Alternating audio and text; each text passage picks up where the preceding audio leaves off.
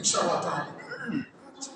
দেখেন যে আমরা মানে কি নিয়ে আলোকপাত করবো, কি নিয়ে শুরু করবো, এই সমাজে মানে আত্মপন্থ এ টু জেড মানে সমস্যা, মানে স্পেসিফিক খাসভাবে যে কোনটা নিয়ে আলোচনা করবো সেটা বলাই বেশি। তারপরও দু একটা বিষয় নিয়োগ করেছি যাতে আমাদের ইমানের প্রতি চলতে সহজ হয়ে যায়। এখনো কেন আমরা আল্লাহর প্রতি পরিপূর্ণ ফিরে আসি না, তার মধ্যে ফিরে আসি না।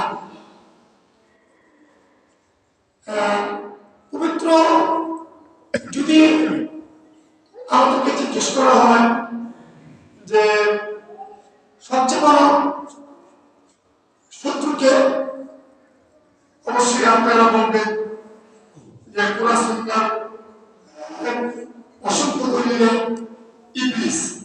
কিন্তু আজকে আমি কোরআন সুন্নাহ কয়েকটি আয়াত দিয়ে প্রমাণ দেব মূলত 5টা শয়তান আছে, মানে 5 শ্রেণীর শয়তান।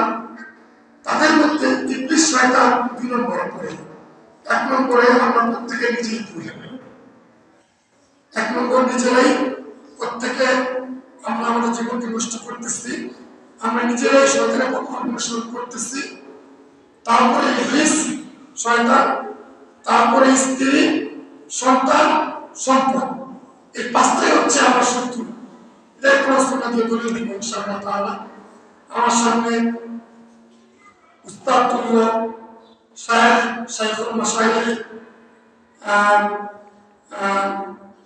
আপনাদের খতিব সাহেব শিয়াবুদ্দিন হাফিজাহুল্লাহ রহমান তিনি আছেন, হাফিজুল্লাহ রহমান।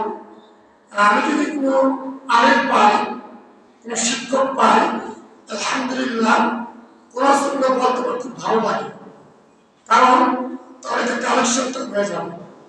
আল্লাহ তাআলা কোরআনে বলেছেন সূরা যারিয়াত কোরআনের 51 নম্বর সূরা, এর মোট আয়াত হচ্ছে 60টি। 56 নম্বর আয়াত আল্লাহ বলে ওয়াযাক্কির ফাইন্না যিকরা তানফাউল মুমিনিন, আলোচনা করা মুমিনদের কাজে লাগবে। আর নবী মুহাম্মদ রাসূলুল্লাহ সাল্লাল্লাহু আলাইহি ওয়াসাল্লাম বলেন আদিদুন নাসিহা, ধর্মটা হচ্ছে উপদেশ, অ্যাডভাইস। এজন্য কোন আলেম পেলে কোরআন সুন্নাহটা আমি বলি, যাতে কোনো ভুল হলে কালেকশনটা হয়ে যায়, মুসলিম ভাই আইন শুনবে। আচ্ছা, আমি যে